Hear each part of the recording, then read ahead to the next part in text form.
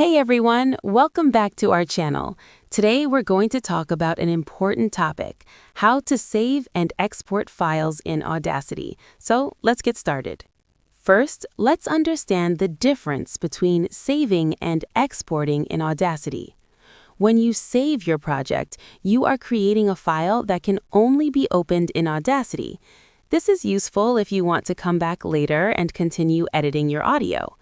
To save your project, go to File and then click on Save Project. Audacity will create a project file for you.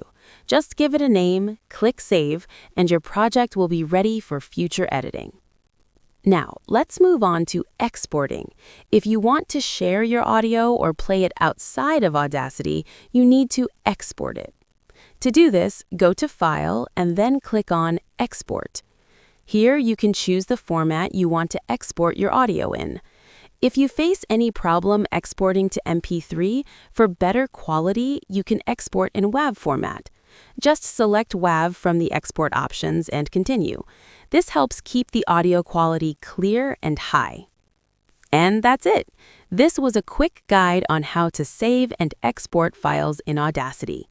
If you found this tutorial helpful, don't forget to like the video and subscribe for more Audacity tips. Thanks for watching.